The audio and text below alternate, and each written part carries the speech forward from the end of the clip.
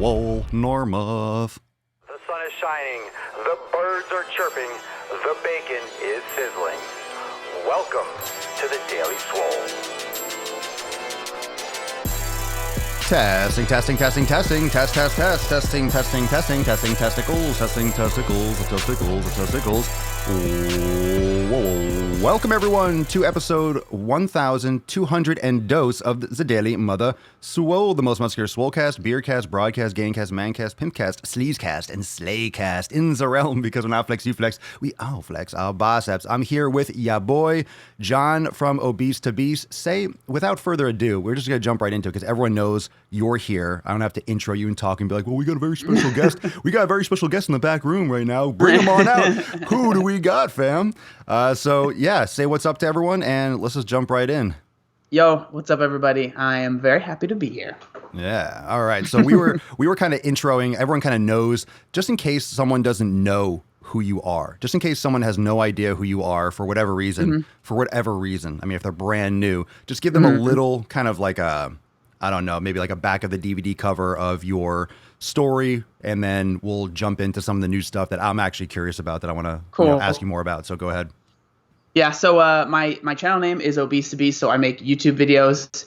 The main gist of my channel is I used to be 360 pounds at one point, very, very, very overweight, to a point where it was starting to affect my life. I lost weight. I started a channel to help other people that want to lose weight, and now our whole group of people kind of make very similar content, so that's kind of how we all got connected, I guess, is the easiest way to say it. I know, the Swole Avengers are going after. So considering that, all right, let's get right into the meat and the tits of this, because we make a lot of the same content in terms of similar topics. We've been discussing fat acceptance, we've been discussing body positivity and all these things, but lately the trend has been around this new documentary Fatopia. And Alan, was it Michelle? I think Michelle, or is it you? You were there. No, it was me, Alan, and his wife. I forget. We're doing so many podcasts. We were all talking, because we're all talking in like the private chats too, about the new documentary, talking with the director, you know, kind of like kicking around the idea of getting a debate going. Because yesterday we were talking about this on the podcast, and someone was asking, well, how come you don't have anyone with, you know, the opposing position from the fat acceptance movement on your podcast? It's not like it's not going to happen. I don't think people don't want to come on. I mean, what are your, because you were talking about that with some people on your end. So I have done an interview with somebody that she said she was part of Health at Every Size. It was interesting because one, she wasn't super overweight. She was probably maybe 40 pounds overweight, 30 pounds overweight.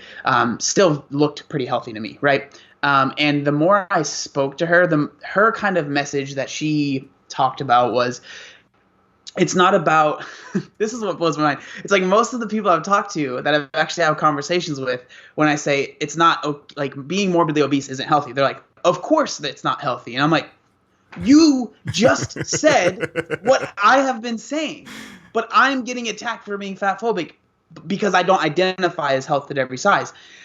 So we had this conversation. She was a very nice girl, and it was fine, right? It was totally, like, for me, I'm not somebody that likes to debate. I would never bring someone on my channel. Like, I think you and Alan would do a lot better job at that, right? Actually debating somebody. For me, like, if I'm going to have someone that believes in the Health at Every Size movement, I would love to have them come on my channel and literally, like, I would just interview them and hear their point of view, right? That would be my goal. There's nothing wrong with that, though. Exactly. I mean, that's the whole point, right? You want to get their full-fledged, you know, where it's like the source of where it's coming from. That's where I'm curious about. But that's your perspective, because you've been there, and you're like, I mean, from all my perspectives, like, you're adamantly against it. You don't believe that's the case, and it comes down from like the health standpoint. It's not the beauty, it's not the self-love. It's you are extremely overweight, and like, how is that healthy? There's no facts there as far as I'm aware. And so, like, yeah, we had this conversation. It was fine. And I've been trying to get other people to do it because it was really well receptive, right? Like, people really enjoyed it. So I was like, okay, this is fun. I really like doing this. And there's a couple people that I messaged that said yes. And then it's like, they say yes, and then all of a sudden it's they just disappear. So I had one. It was actually someone that I think you might have mentioned in a video. Is the Intuitive RD. She is a registered dietitian, and she's that lady that posted the picture on Instagram that said weight loss is unhealthy for everybody involved. Like weight loss isn't just unhealthy for people with eating disorders. It's unhealthy for everyone. And so I had a conversation with her. I was like, do you see why maybe someone like me that has lost weight, or people that are trying to lose weight, do you see how this could be offensive to them? And then she went on this whole thing. I was like, well, I'm not talking about losing weight. I'm talking about pursuing weight loss, which is this whole thing, right? Like, you shouldn't pursue weight loss. You should pursue healthy habits. And I'm like, yeah, that's going to result in weight loss. Like, it goes together, you know? So we were talking, and she said she would love to do an interview. And then all of a sudden she no longer is talking to me. She's kind of ghosted me.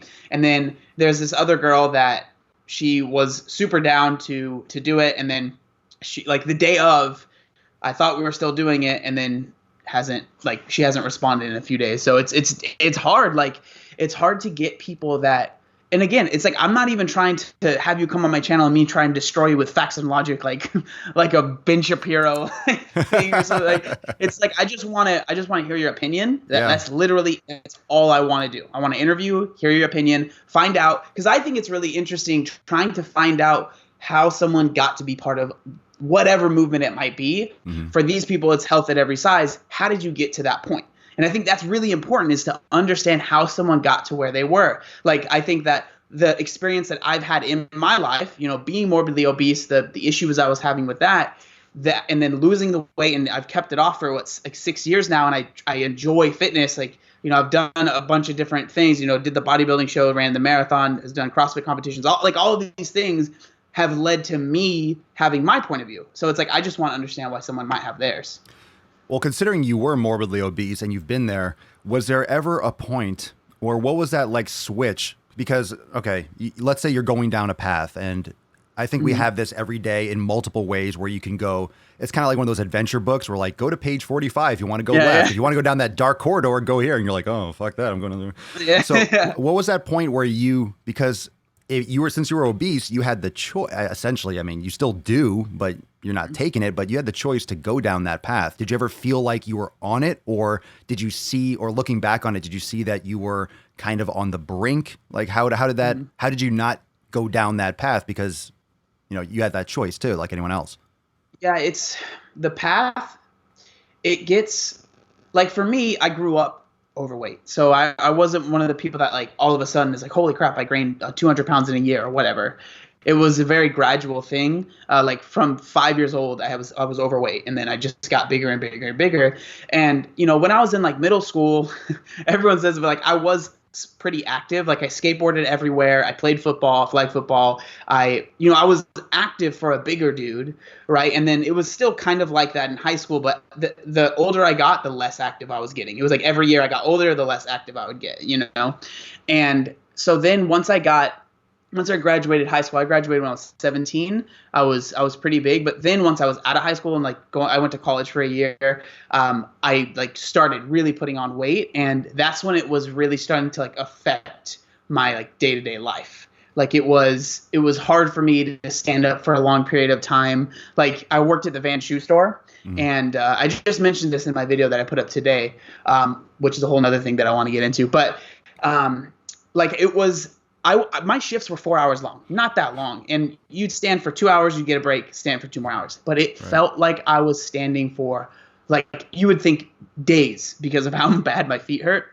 And so we also, this was not fun, but like, when you work at a shoe store, at least the shoe store I worked at, there's these huge racks in the back that slide, right? And then, like, that's how you get the shoes. You have to get a ladder or climb up the ladder. The ladder's weight limit was 250 pounds. I was way over that. But I would have to, like, climb these ladders to get these shoes. And it was like, for most people, it's kind of like an active job, but for me, it was like, you would think I worked construction with how much I was sweating. Like, I would come and bring people's shoes out, literally dripping in sweat, because I was like climbing up and down these ladders, and then I would have to lace their shoes, which for some reason, when I have to, I still sweat a lot. Like, I sweat more now than I did then, but when I have to concentrate on something, I start sweating even more. So I'm like lacing their shoes, dripping sweat on their shoes. So I started carrying, yeah, it was bad. So I started carrying a sweat rag with me. at a job in the mall. Like it wasn't like an intense job. But for me, it was a really, really tough job. So, but then it was, I continued to gain weight. And then I started losing weight when I was 20, but from probably like 19 and 20, I started like really thinking about what my life was going to look like in the future. Because, I graduated high school. What's next, right? Yeah. I didn't really know.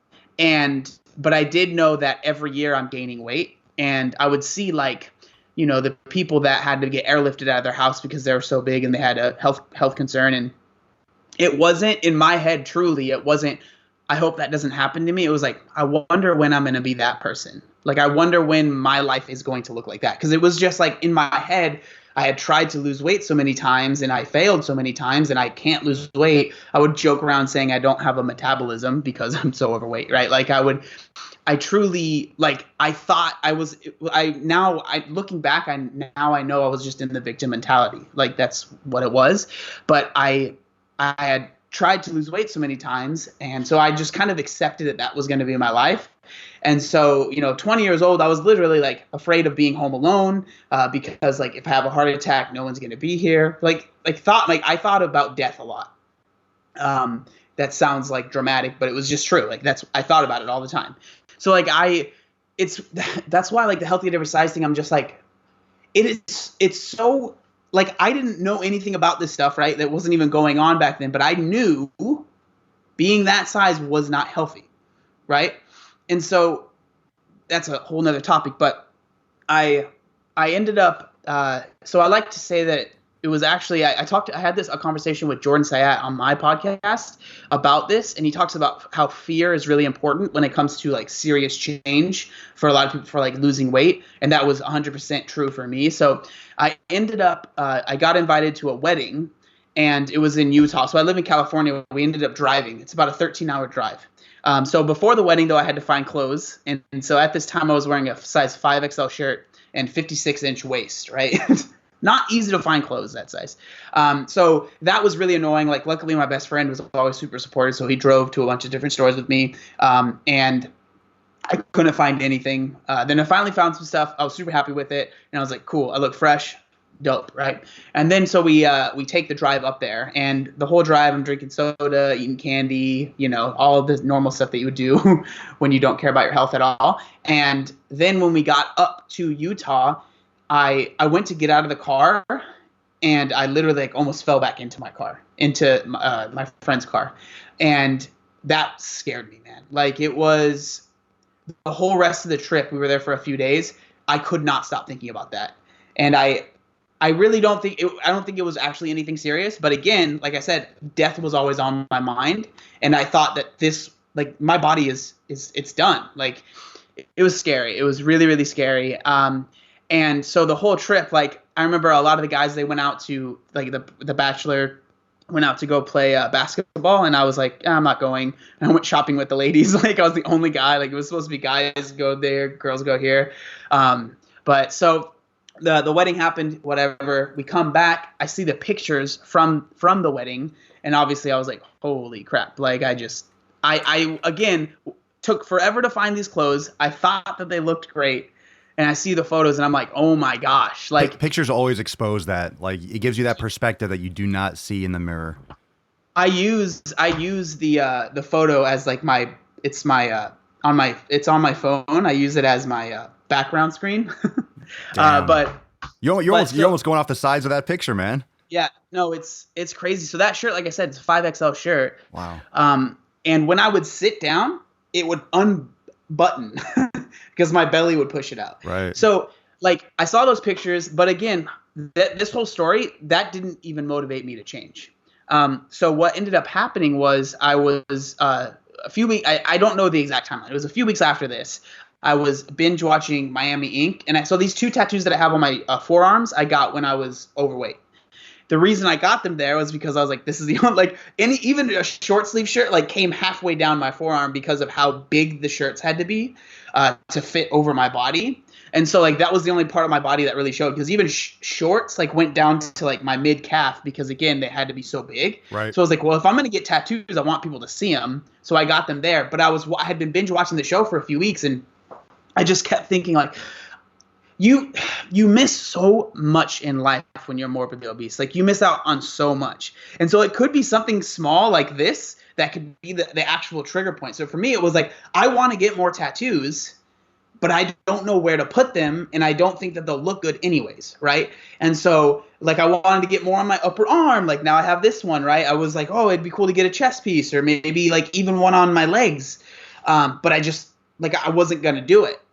And so like that was the mindset that I was in. And then this episode came on that had this guy actually had lost a lot of weight who's getting a tattoo to commemorate the weight loss. And this kind of ties back to what you were saying. I don't exactly remember what he said, but it was at that moment, I call it my click moment, right, where I realized it was the choices that I was making that was making me my size. Because like you can rationalize your size for a while by saying it's my mom's fault. Like it was definitely something I thought about. Like, man, if it's not fair because my brother's not overweight, it's not fair because my other siblings aren't overweight. I'm eating the same food as them. Looking back, I was eating 3 times as much as they were, right? But at the time, that didn't click. It was like I'm eating the same types of food. I should be the same weight. Sure. And so I was watching the show, and then it clicked for me. I was actually eating a double entree plate of orange chicken and fried rice from Panda Express with a super large soda. Their sodas are huge there. I was addicted to soda. So much soda every day, over a 2 liter a day. But I finished that, and I was like, all right, tomorrow I'm gonna wake up and this is it. And like when I hear that, if someone were to tell me that, like, yeah, I'm gonna finish all my food at the house and then I'm gonna start my weight loss, I'm like, it's not gonna work. But for some reason, like that, I was ready. The next day I woke up, I went and got a haircut. I bought water, and then I bought some sandwiches because I was like, I don't know what healthy food is. So, and that was kind of the start for me. But I really do think that the reason I tell the whole story about the wedding is because I think it was that fear that was able to, one, drive me to actually do something. But then it drove me when maybe, I'm a month, 3-4 months into my weight loss and it's getting hard and I'm feeling like, what's the point?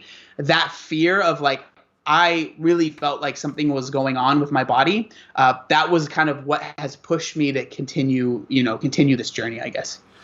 Well, I mean, does this fuel because obviously you still make YouTube videos, you're still making content. That's why you're here. And that's why we connected. And just because we're all in this circle, kind of like the 4, 5, 6 people that are actually the most vocal with, an audience that we're building, essentially, I wouldn't say necessarily off the backs of these movements, but because we take a stand that is less than popular and usually an outcast in the current, state of the union, so to speak.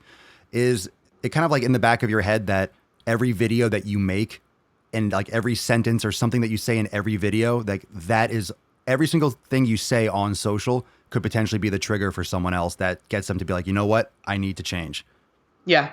It's crazy, man. I actually had someone on Instagram ask me today, they're like, do you get people messaging you saying like, you were my click moment or whatever? For sure. And honestly, it happens every day almost now.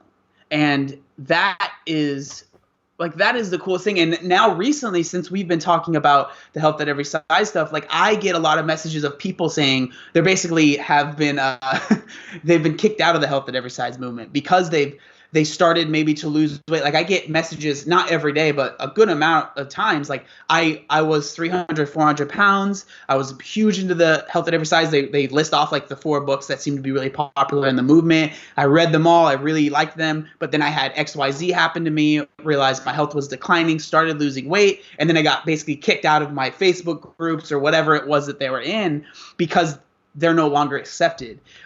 So it's definitely, it's crazy, man. Like the messages that you receive, and that's kind of like the reason, like, cause I truly don't like making people upset. Like I don't make videos because I'm like, oh, I'm going to rile them up this time. I just want people to understand the implications of what healthy at every size means. Cause like I had a back and forth with someone on, I couldn't believe this. I literally thought I was in like the Matrix or something like that. Like I felt like, because I was having this conversation with someone in the comments of my Instagram, which ends up, the comments of my Instagram are about half of my videos now because of like, that's where the arguments are for some reason. But people love the comments, man. it's crazy, and they want to argue with me, which is fine. Like, I mean, I don't want to like necessarily always be arguing, but I do, again, like, I hate when people put words in my mouth. And that's what happens a lot on Instagram. People are like, oh, well, this, that. And I'm like, I did not say that. I've never said that. So I was having this conversation with someone, and they were basically saying that they were, again, it was like they said they were a supporter of health at every size. But then when I was like, okay, well, that's fine. But like, I don't have an issue with you calling it healthy at most sizes or healthy at other than petite. Like, but the issue is calling it health at every size. And then they went on to say, well, of course you can't be healthy when you're morbidly obese. And I was just like, there's a reason why that word morbidly is in is before that word. I mean, it's morbidly because that means you're on the brink of death. There's all right. When it comes to social groups, for anyone that doesn't know or doesn't experience this kind of thing, when you are backed into a corner, like, what happens? You know, you get more and more entrenched. You dig yourself in deeper. So then when you come at them, well, of course you can't be healthy. Well, now you could be healthy at any size. It's possible. And they'll change their argument because it's not based in any kind of reality. And just like you said, it wasn't about blood work. It wasn't about high cholesterol or heart disease. It was about, you could feel your body just giving up. You couldn't move. And this is something I try to push in a lot of my content. Forget about, like, I don't know how people are defining healthy at every size. I think they're just using the traditional blood work, which is pretty much BS. You can't use that and be like, oh, well, I don't have high cholesterol right now. So what? I don't have diabetes right now. That doesn't mean you're healthy. If you can't stand up, you're not a healthy individual, because that's going to affect your psychological health. You can't live in this virtual reality world. The reality is your body is like saying, we can't handle normal function. You're supposed to move as a human being. And unless you have some like natural from birth genetic deformity where you literally can't stand but that's a unique situation. And then those people, that is the body positive movement that should exist. People that really have body, disfigurements or missing limbs or, they're handicapped. Like, that's the real origination of body positivity. There are a lot of people in the comments, and when I posted a video, a clip from you probably saw it, I tagged you in it, the clip on IGTV last night, about why fat acceptance is female. And I have some people in the comments now that are saying, how come it's not female? We should get some more female voices. I mean, we already just mentioned that when you come to a debate, people don't want to come to a debate because there really is no debate. And it's not that we know everything, no one else knows everything, we have all the answers. But there's really, what are you going to debate aside from feelings? And you can't debate feelings. That's why the movement doesn't disappear, because when you have a feeling, you're like, oh, you're insulting me. Well, if you have a feeling and that's your fact, and then I go against it, then I'm hurting your feelings, and then I'm a bad person, then you come after me for being a bad person. It's like, well, fuck, I'm not a misogynist. I don't hate women. I don't hate fat people. I go after, I try to bring attention. I try to grab attention because there are a billion people posting online. You have to say things that shock people to be like, what the hell, and stop scrolling. Then they read the caption. Oh, he's actually making a good point. And as aggressive as I am in my content, I get overwhelmingly positive feedback. My most aggressive videos, people that are obese are in the comments saying, thank you so much for speaking the truth. And that's what I'm trying to do. I'm not trying to be rude. And you're not trying, any of us are not trying to be rude or offensive. We're trying to get a point across in a climate that is really, really soft. So what are your thoughts about the fact that, people are saying, okay, you should get some more females' opinions on it? Well, they're the same ones that we're trying to get on for these debates because they're the ones that make up the movement. Why do you think it's more female? Why do you think we have Tess Holliday, we have Madeline Georgetta, we have all these people that are virtue signaling, but we're the dad bod proponents? Are guys just like, well, where's that, like, what's that psychological difference between men and women where you don't at least hear? I don't see a single dude that's like, fat acceptance, man. I think that, again, this is my own opinion from what I've seen, but I think it's because women have been more policed for their bodies for a longer period of time. Like, I without a doubt, women have had to deal with, you're too skinny, you're too buff, you're too fat, you're too this, you're too that. I think for a longer period of time, and it's the ideal for women has been a lot more, I guess, harder to attain. For guys, it's like, just don't be really this or really that, right? Don't be really, really skinny. Don't be really, really heavy. and then you're good. Like you don't have to worry about it. But for women, it's like for a while it was like be pencil thin, like the 60s and 70s, right? Like you want to be like emaciated basically. And then it was okay, we're gonna switch it to this. I think that it's gotten, I don't know, I guess because I like muscles, but it's gotten a little bit more like, okay, you want to have a little bit of muscle on you. You don't want to be tiny. But it's like there's always been these ideals for women to strive for.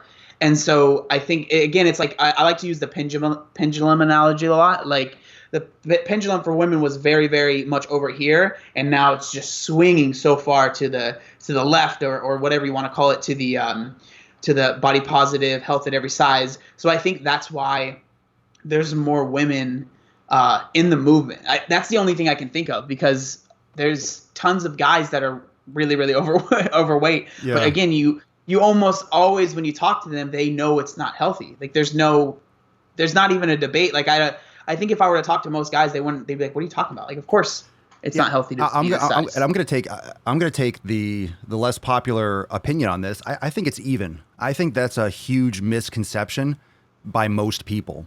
And I know and you'll see what I mean. I think the reason why women are taking this stance, it's always been about us with looks since it's been both sides. It's just society's changed, because you have guys that are like those old cartoons, Muscle Beach, where like you get kickstand, you pussy, you're such a little skinny faggot, build some muscle, and then you feel ashamed, you get bullied. Guys get bullied as much as girls. Guys have had this, you have to have abs, you have to have biceps, you have to have big muscles. That's why you talk to a lot of women, and then, guys think that they want to get big because girls like it. And a lot of girls like, I don't like that big muscled look. But then you have this. So I think we don't talk about it as much, because guys have classically had to be like, well, you have to be strong and tough and just kind of like stuff it down, like don't be a pussy, kind of dig it down in there. But I think it goes both ways. I think that's the climate that women have always been, there's such a high standard for beauty. There's a high standard for guys. Guys have to either make a lot of money, be really successful, make a lot of money for, so they could support and be the man and have muscles and have all these like alpha type things. So I think it's I think it's both. I think it's the kind of thing with the whole, I just think it's the climate. I think people are making it out to be that it's all about women, and women have had to deal with beauty. I think guys have had to deal with just as much shit. It's just the trend of the times. And anytime there's like this, but it always seems to be, no matter if it's male or female, that it's always this like a hard to obtain ideal. And I think that's what that attracts people to want those things. Okay, guys are maybe by society standards need to have abs, big muscle, this, because it's hard to get those things. Women, you have to look like this, you have to be like this and act like this and because it's hard to maintain that or to be a certain way. And people always want to get into the clubs that have a big line around the block. People want to get to the movies that are sold out. People just want things that are hard to achieve. I think it's because human nature is, we evolve and we thrive off challenge. We thrive off adversity. And anytime there's a big major tragedy like September 11th or anything, everyone binds together for a short period of time, and we're all one nation, and then things go back the way they are. So we are a very, I guess, overcoming type species where we survive and we adapt, which is why we're still here on this earth. And I think there's just some kind of like underlying, we all, like it just shifts wherever people go. Once people are all in shape, or not all in shape, but like that's super popular, and there's so many people in shape. Well, now it's the attractive thing to be, positive about being obesity, because that's the rare thing that stands out, that grabs attention, because now Gymshark, everyone's in the gym. There's a gym on every fucking corner. There's protein bars everywhere. Not that everyone's in shape, but there's this idea with social media that everyone is doing this. Everyone's going that way. Ooh, you're an outlier. You're unique. And then everyone wants to be like that. So you have people just running towards the place that is more hard to attain. And, but in this situation, it's getting crossed up with this idea that it can be healthy. And that's where it gets dangerous, which is what rubs you, myself, Michelle, and other people the wrong way. And I don't know who's talking about, there's no females. Like we have Michelle on here like all the time talking about this. She's making so many videos. It's just, for some reason, I think it may be just the history of society that guys just have to kind of deal with it. I don't know, not show emotion. And it's just kind of like been programmed. It hasn't been that long. like the 1940s or 50s, where it's like, be a man, suck it up. Where like your grandparents, very few people got divorces back then. Like you sucked it up and you dealt with it. You had a hardship, you had the Depression, you had World War I, World War II, Vietnam. Like the United States, we had gone through shit. And you just kind of sucked it up and dealt with it. And that was only like 60 years ago, 70 years ago. It's been one generation. So it hasn't been that long. So we're all taught and we've learned, and it's been passed down from literally our parents or grandparents. You know, these ideals have kind of been instilled since we were kids. You know, it's like, stop it, you know, suck it up, you know, rub some dirt on it. You know, stop being a pussy kind of thing. Do you think that, so to kind of about your question, like why there's more women, would you say that's why, that guys just don't speak up? Like maybe they do feel kind of the same way and they're just not saying anything, or what? Like what would you say about that? I don't think they feel the same way. I think guys want to change and just keep their fucking mouths shut. I don't think it's any different. I just think women are, I don't want to say like complaining, because a lot of people complain about different things. I just think in terms of the way they look, I think in general, I would agree that society is generally, you know, more accepting of guys physically looking different ways. I would agree with that. Just like an overweight guy is kind of look like, you know, fat, funny comedian, but you have that with some women too. Like, you know, like fat is funny, right? You had Chris Farley, you had a lot of these things. But I think it's just kind of like ingrained that men have to be tough and kind of like suppress feelings for decades. And I think a lot of people don't understand how deep that can go. And same thing with women. Like we're all programmed since before we can really remember, since we're kids. And when you're watching cartoons, like shit, I remember watching cartoons when I was little. We watched Looney Tunes, and you have Elmer Fudd like with a shotgun shooting rabbits in the fucking face. And you had Pepe Le Pew trying to rape a cat. Does anyone remember that cartoon? Like no one talks about that. Oh yeah, we have like literal, like a cartoon about rape and about sexual assault. The whole episodes were about a skunk trying to rape a cat. And she's like, no. And he's like, she likes it. And he like goes after her. It's like, like by today's standards, the most fucked up thing ever. But I think it can easily be said that women are more, I don't want to say emotional in a bad way, but human, like men and women interact and share emotions, and we're different. Everyone wants to act like we're just all the same. We're not all the same. Men and women are not on an evolutionary level the same. We're not emotionally the same. A lot of women are more mature. However, it's, you know, men are naturally stronger, whether you like to admit it or not. It's just, you take it on average, guys are just naturally stronger. And women, according to psychologists, they mature faster, whatever that fucking means. But everyone kind of like interacts in these weird ways on a societal level. And with social media, you just have the ability to hide behind a screen name and share a lot of opinions without really having any repercussions. And it's a lot easier. It's an easier way out. I'm not saying that guys don't do things like that. We're not perfect. Women are not perfect. No one's perfect. But I think a lot of these themes go so deep and go so much deeper than we all like to admit. We think we're on so much control of how we think, and we are, but we're not, because we're building this on a foundation that was set by our parents and grandparents and about the society when we were young. Not today, but the way it was when we were growing up in the 70s, 80s, and 90s. Like those were different times, and it wasn't that long ago. And we forget we didn't have social media. We had all these, again, those cartoons and, you know, and just like the language and what kids would do. And everyone was like, when you got bullied, it was like, well, fight, you know, toughen up. Now you have all this policing and this softening of youth, and that will pay off. Like it's showing now, but it's going to get worse and worse because the kids today that are really even younger than those in high school are being set up with 8th place trophies and all this acceptance, and you can't do anything wrong, and don't yell at them. The teacher can't, like educate and discipline people because the kid's going to call the cops or text their parents or post on Twitter like, and a little Snapchat of the teacher like saying, sit down and shut up, when the kid should sit the fuck down and shut up. And, you know, of course the parents should be pumping them full of sugar, and then blah, blah, blah. And kids don't learn in a freaking desk. And we're not adapting the rest of society with social media. Social media and technology has gone through the roof, but the way we do things in real life is the same way it's been for the last 50 years. And there's a huge like friction there with like the reality and like the virtual world. Yeah, it's definitely interesting, the whole society, like everything, like the more you complain about something, you can kind of change it, right? Like with the eighth place trophies, and oh well, I don't feel like this is okay, so I'm going to complain until it changes.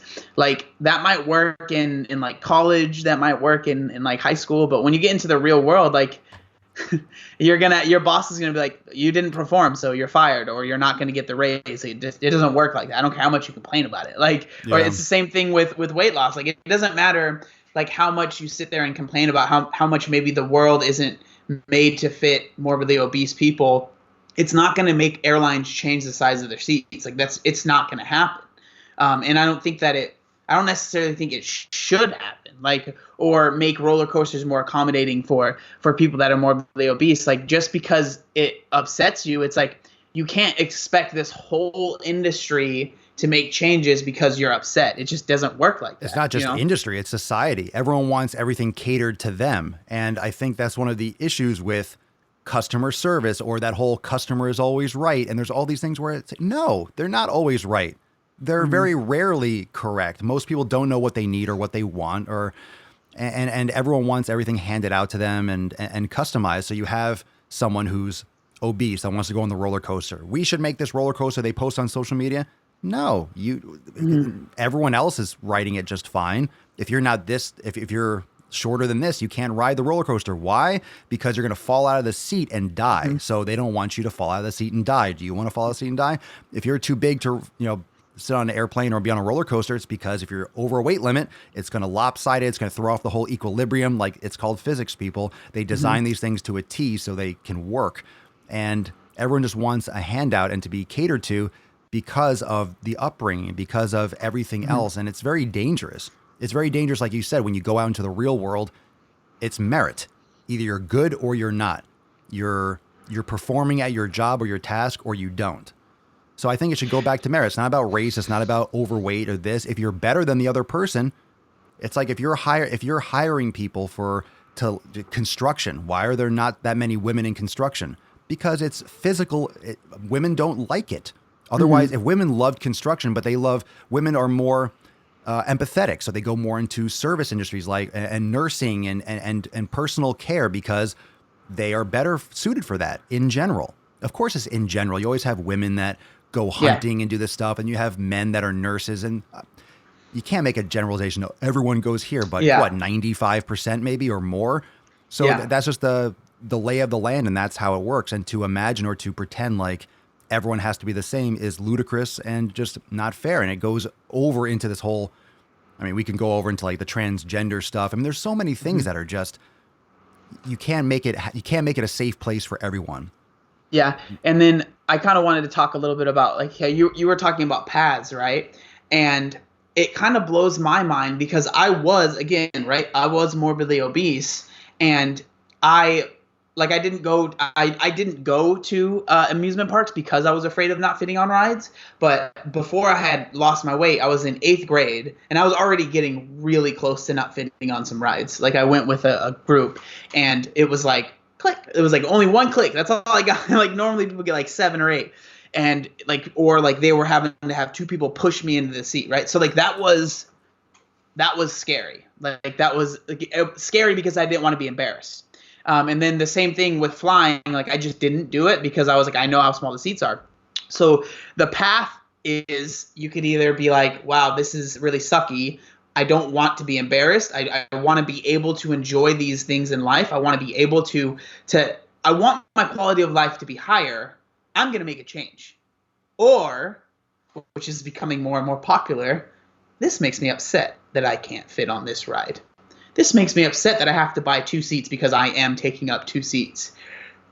I'm going to complain about this until it changes to fit my needs. So it's like, it's either entitlement. It's either make a decision, make some changes, improve your life, or expect other people to make some changes and improvements and improve your life. When in reality, it's not really doing that. It's just making you feel more comfortable. Yeah, it's the accommodation and that entitlement and the lack of accountability for your own situation.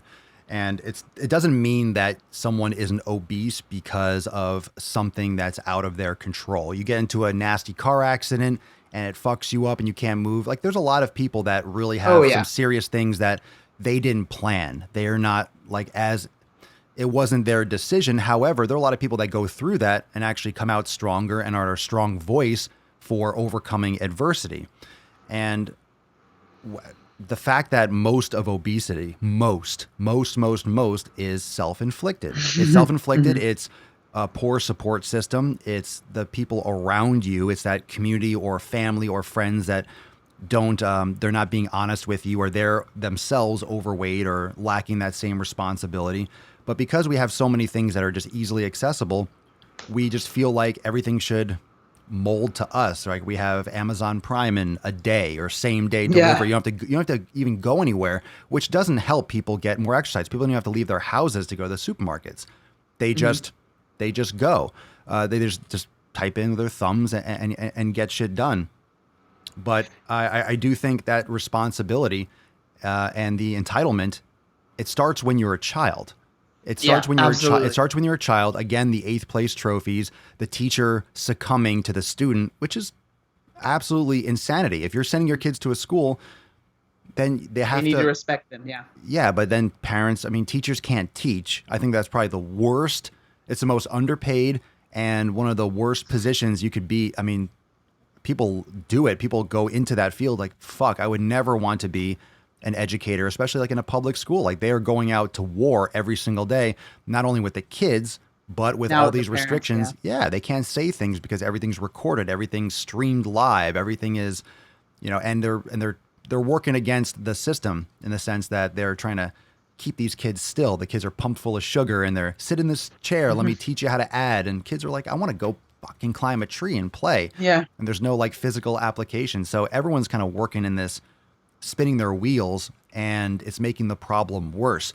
Where do you think, I mean, speaking of kids, let's shift gears for a second, and I'm sure we'll come back around. I made a video on you made a video too on the Weight Watchers, the Curbo app, the kids. I've had some people say, well, I wish we had an app. What about a parent that literally doesn't have time or X, Y, and Z? Maybe it's a good thing. And I see the positive aspects of having or using technology to educate children, but the aspects or the actual user interface of this app is atrocious. Yeah. And it really, like I said in my video, that it's outsourcing parenting. Like it's for bad parents. And I guess YouTube, of course, probably didn't like that. So didn't push it out too much. So if you didn't go watch that, you can go check out that video. I posted that the other day. I had the same issue. Like I was like, oh, so many people have asked me to talk about. Like it was my most requested video in a long time. It got like no views. Yeah, demonetized to shit. And that's and where we can go with that too is I recently saw another clip that there are a lot of marginalized groups. When you have social media and you can just form groups, and maybe Facebook was to blame for that because they started the whole group thing, or they were one of the beginning, one of the earlier adopters of groups and stuff. But you have all these marginalized groups, so it's popular now to be a victim. It's popular to be an outcast, and when you have outcast culture and victim culture, it's who can be the most outcast, who could be the biggest victim, who could be the most marginalized. Like you're not marginalized enough if you're just fat acceptance.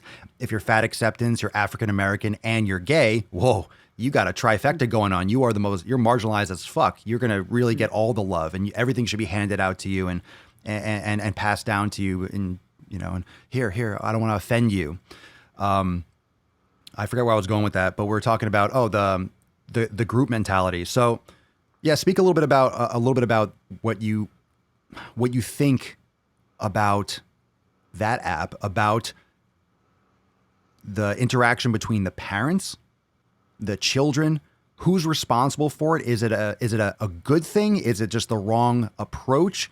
Is it something that because of the technological age, because we're kind of like in this. And I want to preface this up a little bit more. We're in this point where I don't know how many of you listening know your history, but it's kind of like World War I right now, where you have this blend between the classic way of fighting and new machine guns. I don't know if anyone really knows World War I history, but troops were being sent into battle, rushing machine gun turrets without helmets on, because it went from like bayonets and like Civil War almost, like in the late, mid 1800s, to World War I, where all of a sudden tanks and planes, the warfare changed so dramatically. People were just getting slaughtered like crazy because people were riding in on horses, charging like machine guns. And we're like, well, it doesn't make sense. But then people didn't realize, like, oh shit, we need to have metal. We need to have all this. And that's why that war just killed so many people. But right now we have this blend between real life and virtual. And this is a huge shift in how our society interacts. So I do see the merit in using technology.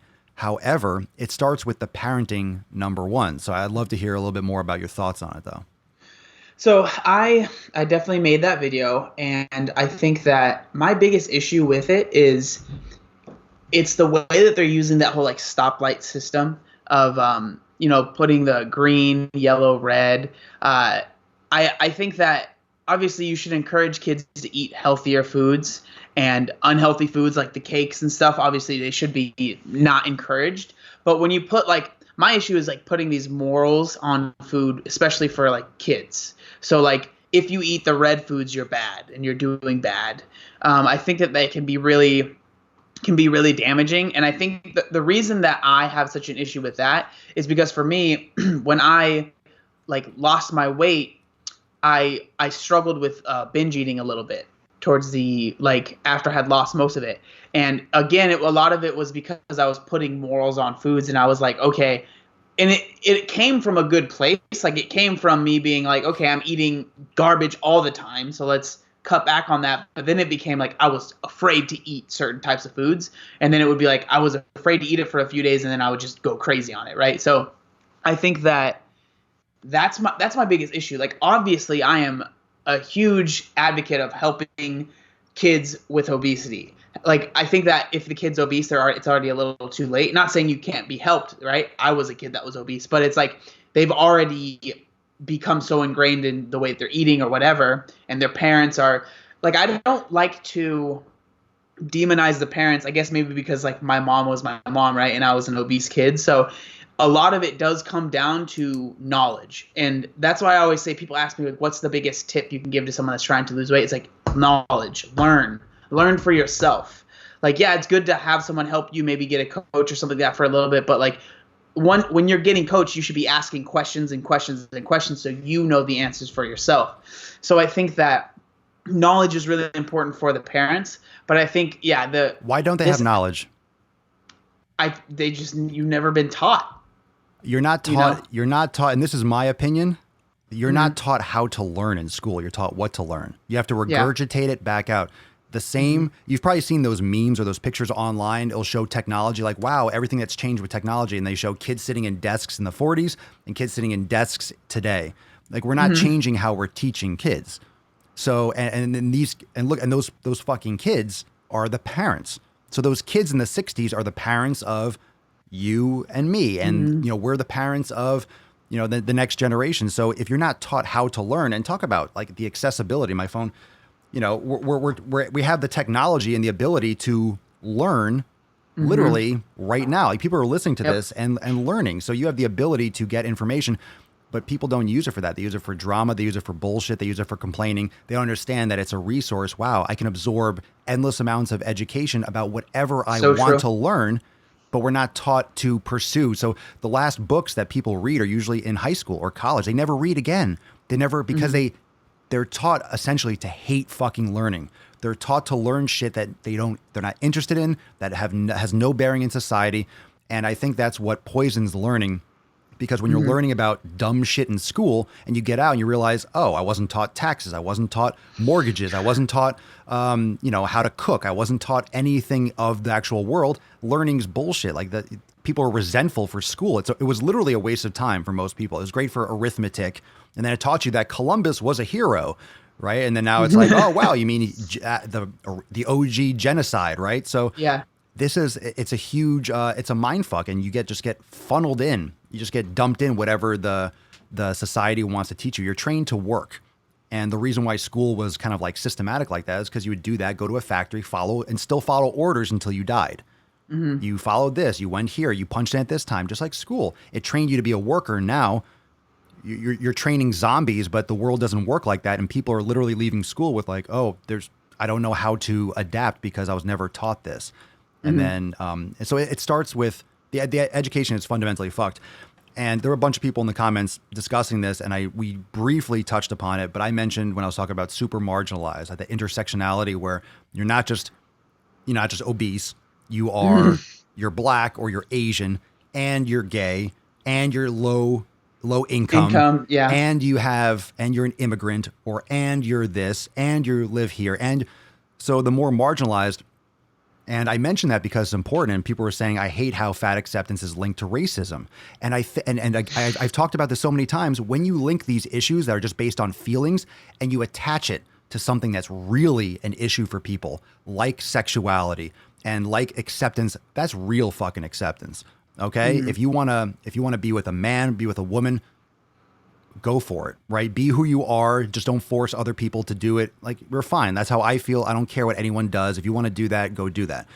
Religion, like, believe what you want to believe, do what you want to do. Just don't enforce those beliefs that are subjective onto other people. But when you attach it to those types of movements, all of a sudden it's like sacred. So I can't go after this because a lot of these people are obese, but they're also, they're questioning or they're this. So then they're attacking you with this whole other mindset of just feelings and other issues, and it's kind of getting blurred. Like, we lose that or they morph it because it can have some more credibility. They're just kind of, and you don't know who is crossing over to other groups. So you have a group of like 500 people, and some of them are Asian, are black, are this, are wealthy, are trans, or are, I don't know, whatever little tiny groups, and then they're all together. It's like, you can't attack any one part of it or go against it, because then you're going against the whole thing. And then you have a bunch of raging people that just have all this pent up, like, and the anger is so brutal. And there's supposed to be acceptance.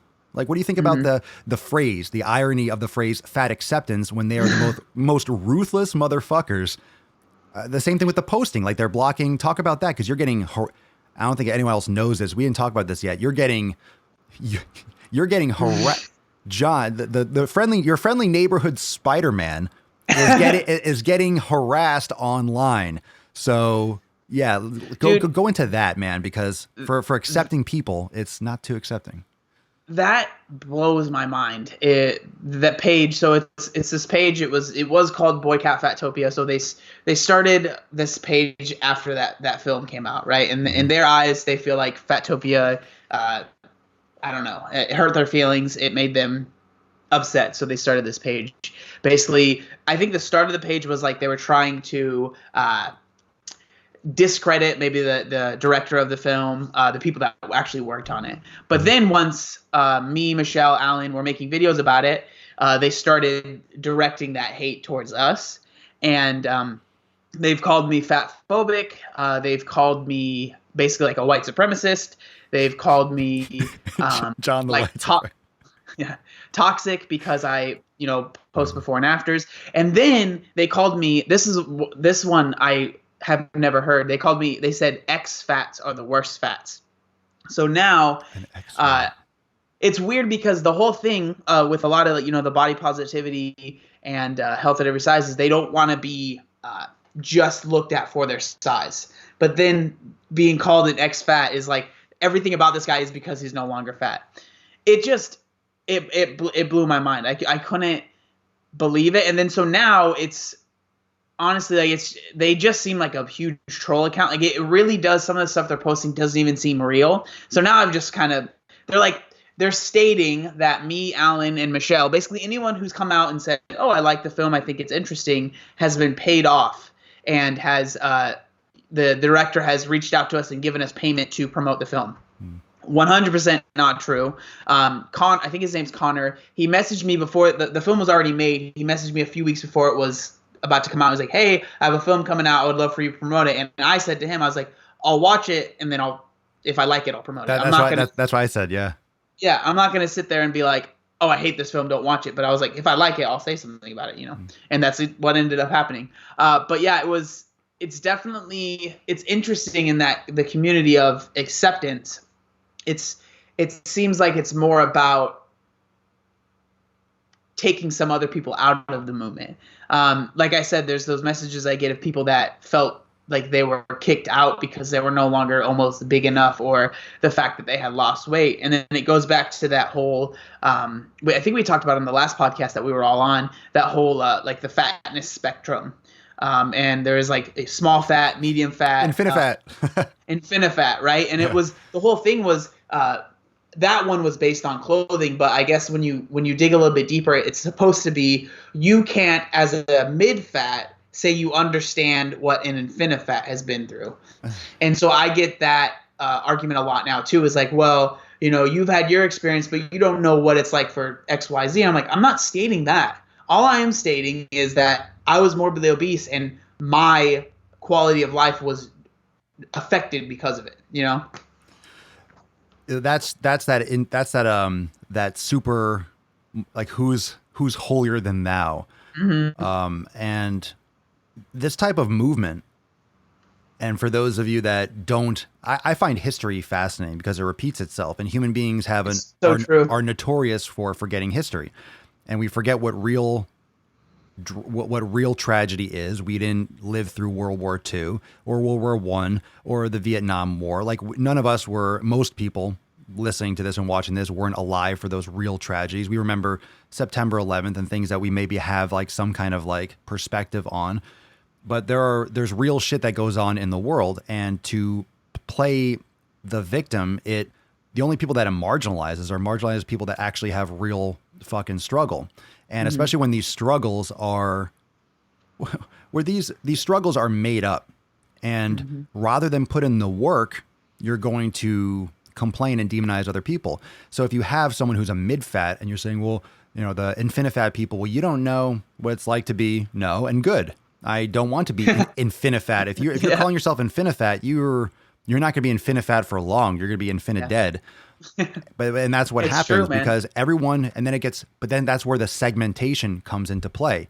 And that's why it's a really hard movement, not just the fat acceptance or healthy at every size, but it's all these different oppressed groups. And then it goes back to the demonetization, and then the LGBT and all these other issues that are literally chopped up into such tiny little pieces that you can't separate any one of them. So if you cross over, again, it's called intersectionality. If you cross over more of these little subsects, you can't even address the issue, because where does the issue even start? It's not even about the issue itself. It's about where, like, the psychological state of mind that would take the victim status. It's that lack of accountability, the lack of responsibility, and just literally the entitlement to having it your way and not having to improve yourself, and feeling that you deserve things that you don't deserve. You're given things, you're given too many opportunities, or you have your life too cushioned. You have a supermarket down the street, you have running water. These are all little subtle things that we don't have any of those issues here in this country. We just don't have those basic struggles that a lot of people deal with. And I think on a human, like an evolutionary level, the fact that we don't have to go and get water from somewhere, I don't know what it is, but I feel like even those little things, not that I want to, I mean, it's great to have water, just, turn on water. But I feel like even just those simple little subtle things just takes away some part of our DNA that is like essential to like being, I don't want to say the word hard, but like, I guess a little bit more resilient, the resilience of the human species. But when it comes down to YouTube monetization, anyone that feels like they're being marginalized because they're being demonetized, how many of you think that I get any of my videos? I get yellow dollar signs all day long, and it doesn't mean that you're not getting advertising. Those are the advertisers that prefer not to advertise in front of someone who's putting nuts on someone's chin. Like, they're like, all right, I'm not going to run my ad and be associated with this lunatic. But it's even more than that. Even for someone like yourself who doesn't swear and doesn't, go super aggressive on that, you voice your opinions, you put any kind of tag like obesity or childhood obesity, and all of a sudden, like I mentioned in my other podcast when I posted that Kurbo app thing, noticeably less views and less traction, and it had like 1,200 likes and like 10 thumbs down. Why are more people not being shown this video? They obviously enjoy it. It's because of the tags, because of the title. It's because of, I put bad parents, or I put childhood obesity. The real shit. YouTube wants the algorithm is more for the drama. It's not the real issues. It's the sensitive shit. Like, you put gay, lesbian, you put trans, like, oh shit, but those tend to get the most views too, but they get demonetized because those are the trending topics. I mean, what's your experience like on your dashboard with your stuff? Yeah, for me, I've noticed. So if I use like binge eating, completely like will never get monetized, even if I like request review or whatever. The word binge is always, and then even if I put obesity at all in the title, it gets. So the video that I put up today, I knew for a fact, like I actually uploaded it last night because I knew it was going to get hit, and so I'm lucky that most of the time when I do request review, they're like, okay, it's fine.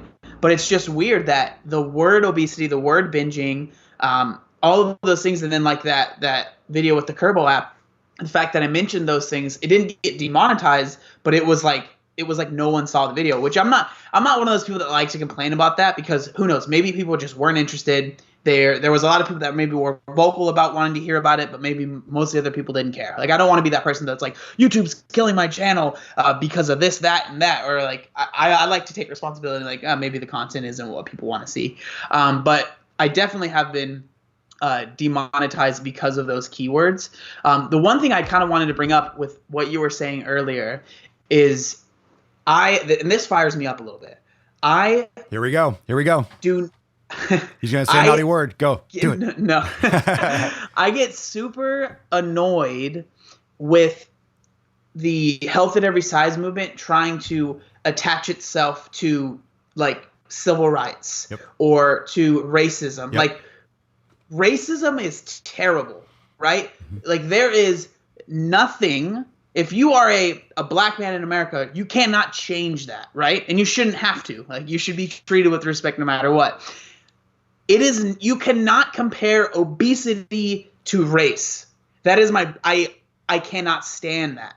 It is not the same thing.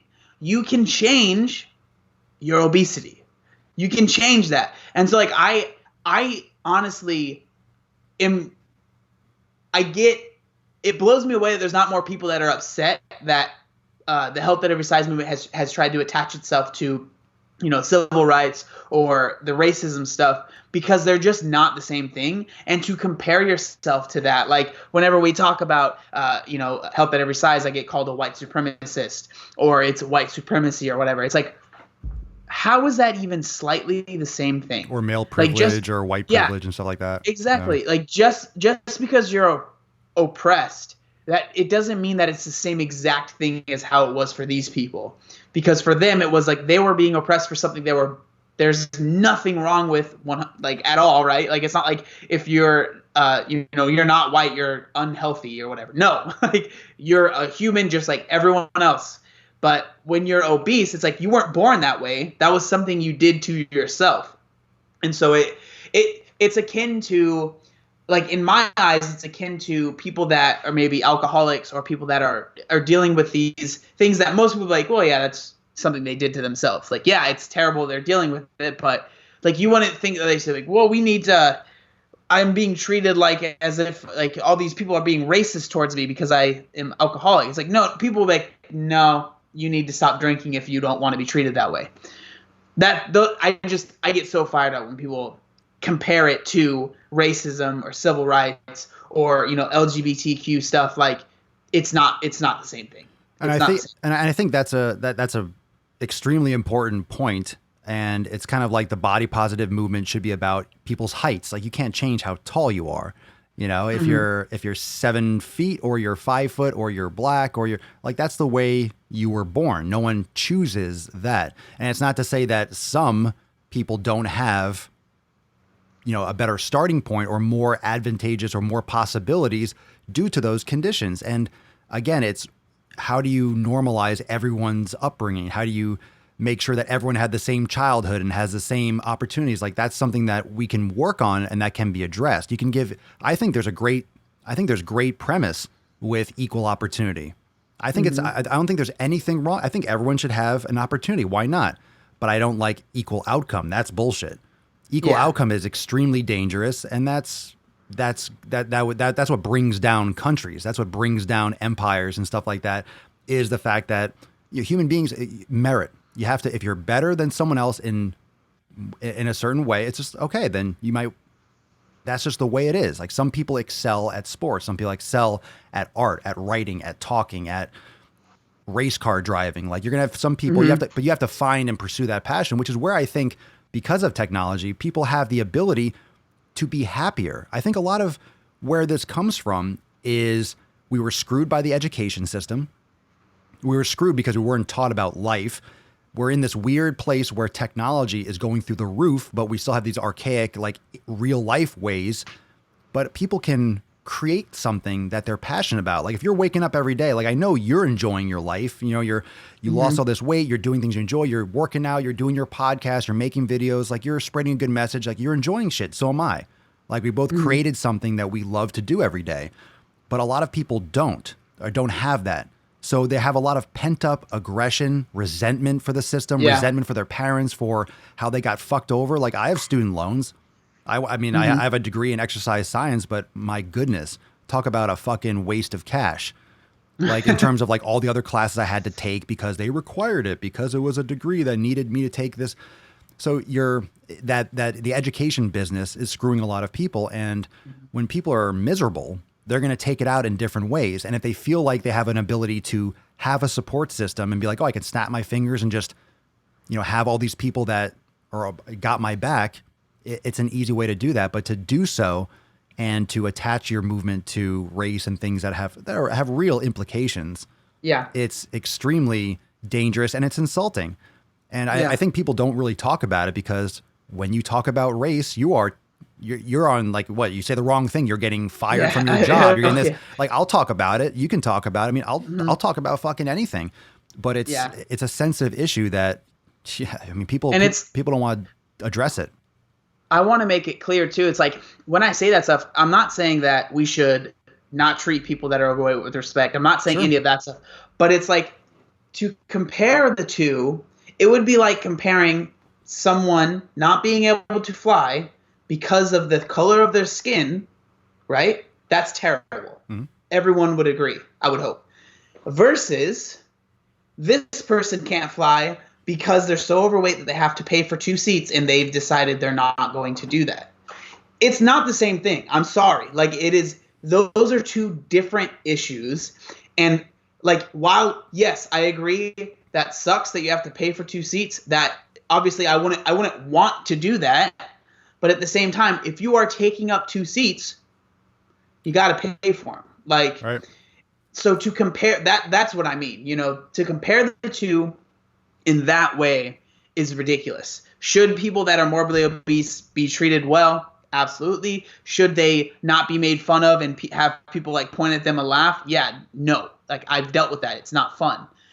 But again, you have to be realistic about your size and realize there are going to be implications not just with your health, but with how you move throughout life. Whether that's not being able to fit on a roller coaster, not being able to go bungee jumping, skydiving, you know, all these things that maybe you want to do, but your size is hindering you. That's not society's fault. It's something that you've done to yourself.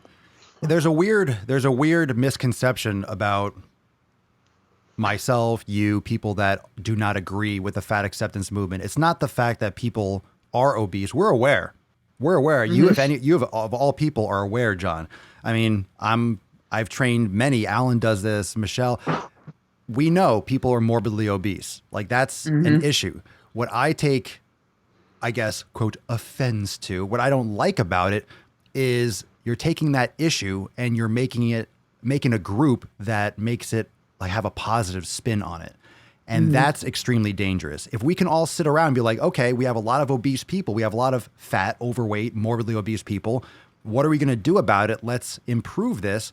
It's not saying you're a bad person. It's not saying you're not a valid human in society, but facts are facts. And the fact that you're creating a movement that is creating this positive avenue for people that don't need to change. And like people are actually gaining weight to be a part of this group. People are actually, they are showing and they're getting attention like, hey, look, watch me gain 50 pounds or eating themselves overweight on YouTube.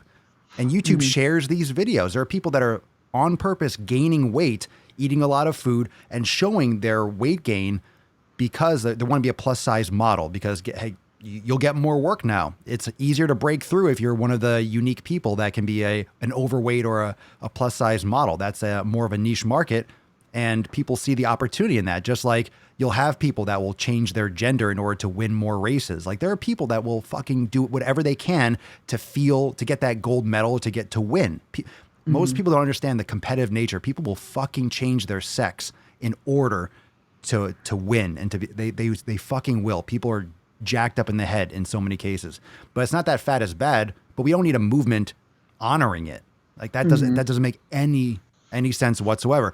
And the healthy at every size, what doesn't get talked about, because it's just is like anorexia. You're telling me that someone who weighs 100 pounds and they're 5'6", you're telling me that's healthy?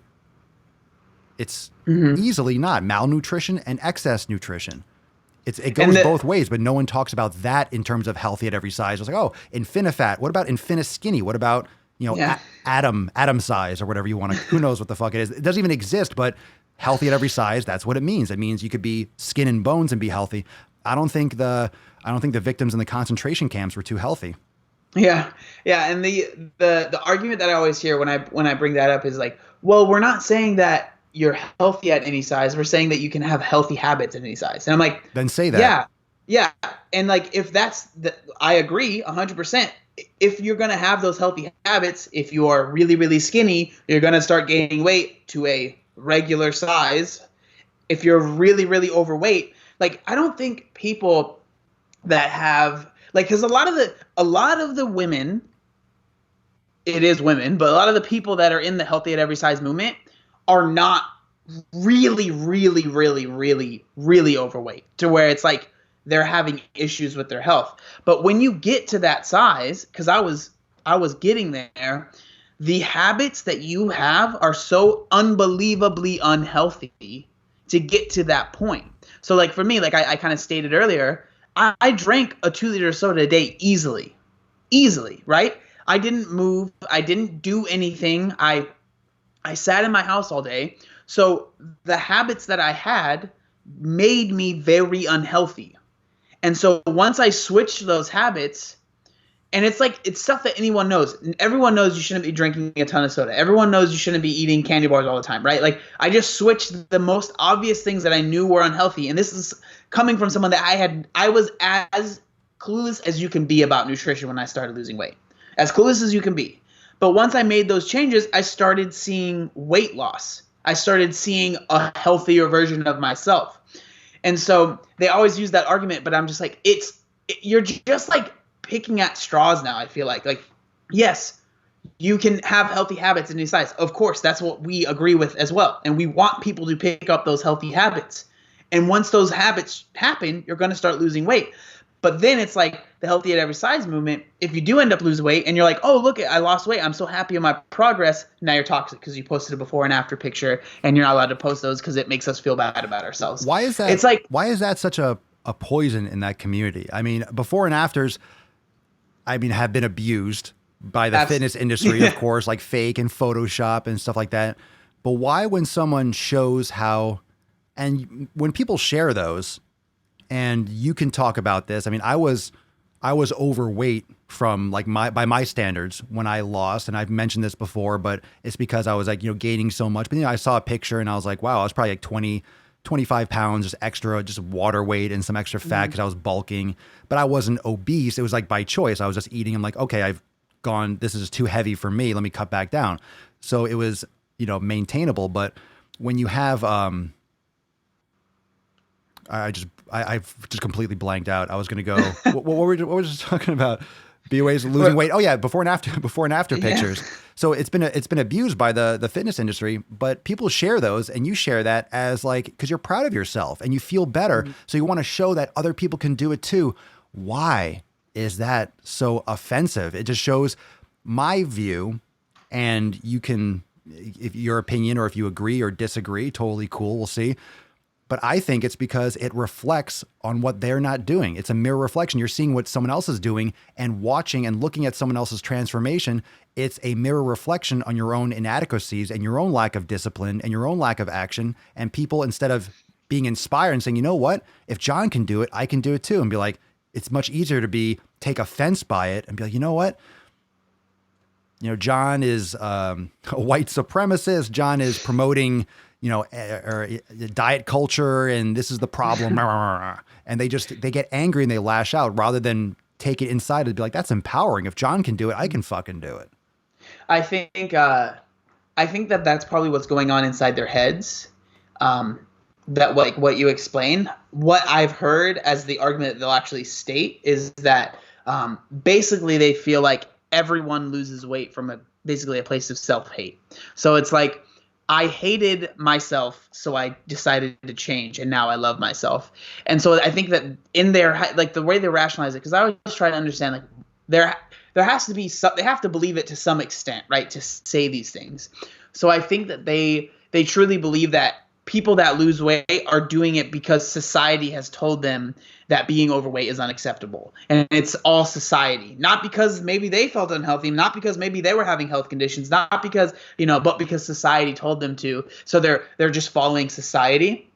So when I'm attacked for like posting before and afters, it's a lot of people seem to think that anyone that loses weight does it because they hated themselves. And, everyone's like about self-love now. So it's like, if you just loved yourself, you wouldn't have had to change.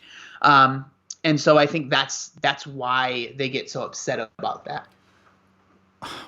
Why can't you want to self-improve? Why can't you be unhappy with where you're at? Why can't you? It's your body. It's your life. Why can't you hate yourself?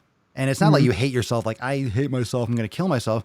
Why can't you? I hate my situation. I'm frustrated. I'm fed up, and I'm going to change. I know it comes from, it's two different types of, it's the use of the language. Yeah. But I think it exposes what they're not doing. But I think that's the beautiful thing about life, is that you can change, and you're a different person than you were 5 years ago. Mm-hmm. Even if you're the same, like, how long ago was it that you lost the weight? Like, it's been about 6 years. Right. So but even 6 years ago, like, you lost the weight, maybe you're around the same, you built more muscle, but you're a different person than you were 3 years ago. I'm a completely different person than 3 freaking years ago. Like, a little bit over 3 years ago, Swole enormous, and this didn't exist. Like, I've learned so much different things. I've evolved in the way I think and the way I feel in my direction and stuff. So if you're not growing, you're not changing. Like, I almost resent and I eject like my past so much. I really block out memories. I just, even like good things, like for me, my past almost doesn't even exist. It's like, no, like that's in the past. Like, I lose it, forget it. I move on. Like, I'm focusing on now and the future. And, living in the past can be a bad thing, but it's also important to understand your transition and your different phases of life. And you have to change and grow. Human beings thrive on growing into themselves and becoming a different person and a better person and self-improvement. And to knock someone for improving themselves, it's like, fuck, who the hell are you to judge someone for how they are improving themselves? So you can reverse the acceptance. You can reverse the offensiveness to anyone. It's just so easy to be offended. And if you take that, and it doesn't matter if you can say something, like, I could say something that's offensive, but whether or not that you take that personally, that's on you. Mm-hmm. And people don't realize they have the power to internalize emotions or to listen to these voices or just tune it out. You get a lot of hate, and like, you might read it, but you don't internalize it. I'll read some of this stuff, or I'll see a comment. I don't have time to internalize. I don't have enough emotion to spare to give a shit about your feelings being hurt. And that's just my approach. It doesn't mean I don't care about your feelings. It just means, like, I don't have time for you. You have to deal with your own feelings. Mm-hmm. And it's about giving people the awareness that they're in control of their own perception of what's going on. You can get offended by everything you read and everything you see. Why? Mm-hmm. Like, why? That's on you. I think, like we were talking about with like the language and stuff, I think that I've always said that I hated what obesity did to me, but it doesn't mean that I hated myself, right? So I think that you like, when you decide to lose weight, and again, when I speak about like losing weight, I'm usually talking about people that are morbidly obese, because that's where my experience comes from, is to actually lose the weight and to make those changes. It is a form of self-love, because you're like, I'm hating what I'm not capable of. I'm hating that I can't go do this, do that, I feel sick or whatever. So I want to make a change. So it doesn't always, it's just like that community, they always see it as, honestly, they see it as a negative, truly. And again, that's probably the more extreme sides of the health at every size for sure. But it is crazy to me that they see it as that, because again, I think a lot of it comes down to identity, right? So they truly believe that it is their identity that they are overweight. So like we were talking about, how say there's this group of people that are trying to come together and defeat obesity, right? Get rid of obesity. These people, when they hear that, they think they want to get rid of all of us instead of, oh, they want to make the world healthier. It's they want to get rid of our kind, basically, is kind of again, it's like they're attaching it to maybe race or to these things that are inherently unchangeable about ourselves, right? It's like that is crazy to me. So, but I think that's why they're so vehemently against change, is because they feel like if you change, it would be like me changing, I don't know, like my race or something like that, and like, oh, you no longer identify with this, so you can't be a part of our group anymore. And so I think that's where their mindset is. That's why when they hear people losing weight, or when they hear people that are against health at every size, they think they're against me as a human, when no, I'm not against you. I'm against the fact that that you have a lot of fat on you, and I want you to lose that fat. But more than anything, like I really don't care about the people that are on the extreme side of health at every size. Like I understand I'm not going to change their mind. What I'm trying to do is when they make these claims, I want to say, hey, that's not true, and that's dangerous to believe that. That's what I feel like my mission almost is right now, is to fight that, what I believe is lies that is coming out of their mouths. And the interesting thing is these people are those that really don't seem to have had any real, not that I've had tons of adversity in my life, but it seems like everyone that's like really most vocal are super freaking privileged in this world. They act like they're a victim and they have no options in this. Well, you certainly have plenty of food. You certainly have social media and technology. You have phones. That you're wealthier and you're more privileged than 99% of the freaking world. So where the fuck do you get off pretending like you're a victim when you have access to all these amazing features that some people would literally, and they do literally, kill and sacrifice lives to try to get by coming to this country or other, first world countries, Europe and places like that. Like there are a lot of refugees and people that they don't have food. They don't have water. They're living in a failed state. They're living in these situations that are completely just depraved. And if you have the ability to complain about being a victim for having too much, literally excess of calories, you're a human being that does not have to farm, that does not have to hunt, that doesn't have to clean food, that doesn't have to deliver it. You don't have to go to Mexico to get the food delivered to you. It'll come to your door if you pay $20. They'll deliver your groceries, or you hit a button and you can, like, it's ludicrous how people forget the fact that they are overprivileged and that they are just completely in denial that they have access to everything. And it just seems like people are always, even the nutritionists. Oh my gosh! I don't want to. I try not to, because when I make fun of people and I make these videos, it's very easy to, and it's always the lowest hanging fruit if you make fun of like the way someone looks. Like that doesn't play. That's rude. That's like very like elementary school, like you're fat, or look at your nose, or that's childish shit. So there's no need for that, and that just doesn't help anyone.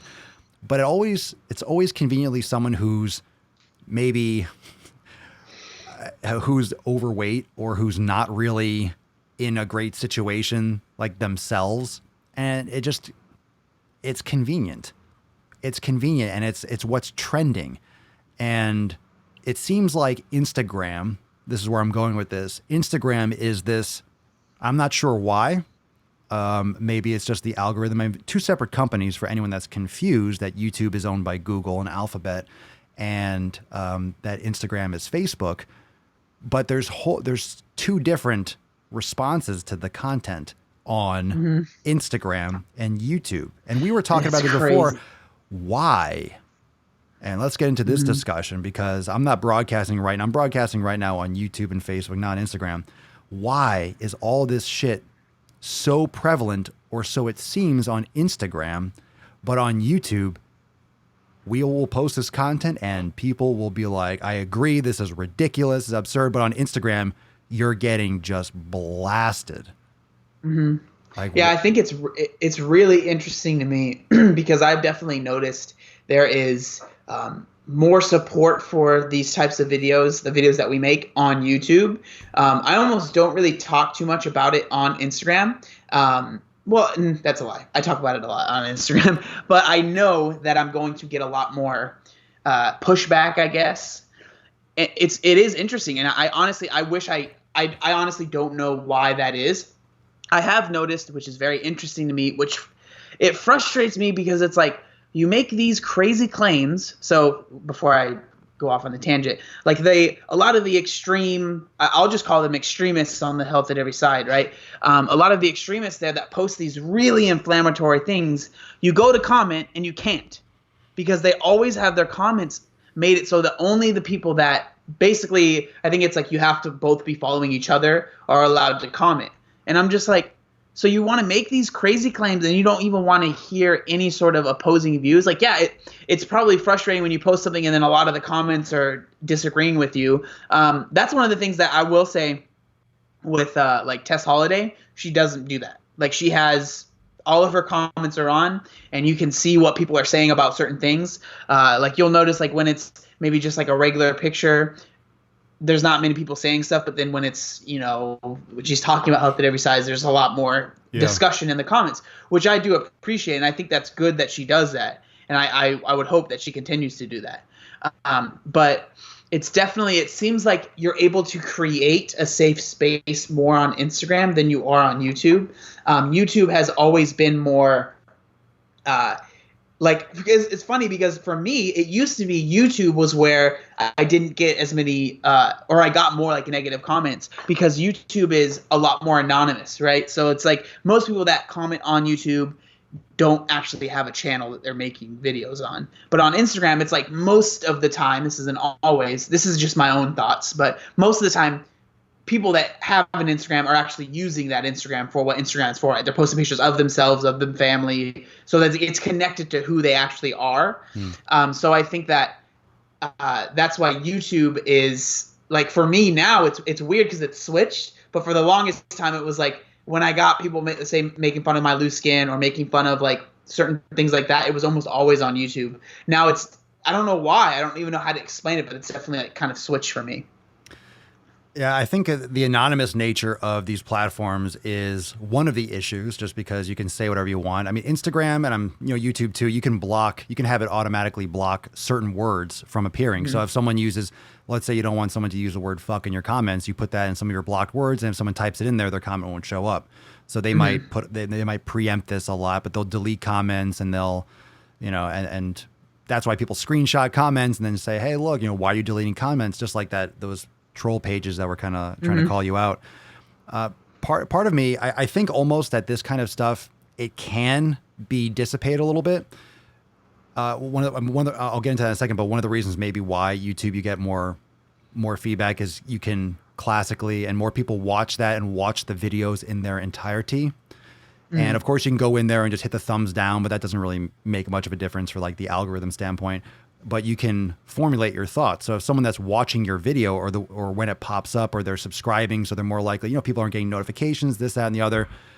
And I'm learning more and more about why that is, because of based on the tags and the type of content, YouTube will, even people that subscribe to you, even when you have notifications on, they're less likely to show your new video because they want it to be more friendly to people. So you're less likely to see, even if you subscribe to someone, if they're making a video about a sensitive topic, you're less likely to see it, which is ridiculous, but you're able to formulate your opinions more. And Instagram is really more kind of like a Twitter, YouTube kind of blend, where you can literally post a picture that's like words and no caption, or you can post 7 or 8 paragraphs as a caption, or you can post a minute video, or you can post an hour video in IGTV. You can, so there's all these different, or Instagram stories, and you can talk for a while and you can string it together. So there's so many different ways you can communicate within Instagram. YouTube is like, okay, you post, maybe you can post a picture, but not like people post pictures on there. I do sometimes. You have stories, but people don't really use that much because it sucks. but you'll have the functionality is garbage, which would be cool if they updated it. But here nor there, you can on YouTube you have the videos, so you go there for the videos, and you know what you're going to expect. You know what you're looking for. You're going to get a full, well thought out video potentially, but you get the long form, kind of like this podcast. Case in point, YouTube. I'm not streaming this on Instagram because it can't be done.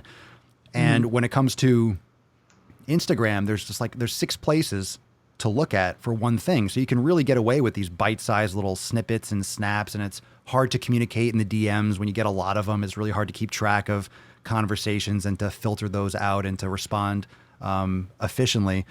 And there's just much more ability to leave those like little snarky comments. Like they'll stick out more. That's what it seems like. It'll have more of like like the top comments. It'll stand out, I think, a little bit more on Instagram. But it's very strange. It's very strange that kind of split. It's like, where are they on YouTube? Why aren't they as upset on YouTube? Why is it okay? And it might be that anonymous thing, but you could be pretty anonymous on YouTube too. Yeah, it is interesting that you don't see a lot of like the healthy at every size on YouTube. I wonder if it's, again, like you're able to, like I said on Instagram, I'm able to kind of curate your followers, and things might not go to, like, there's the explore page on Instagram, which I'm sure can work for some people, but like on YouTube, you put up a video, it's like it could potentially go out to a lot of people that maybe aren't your demographic, but you got to deal with that.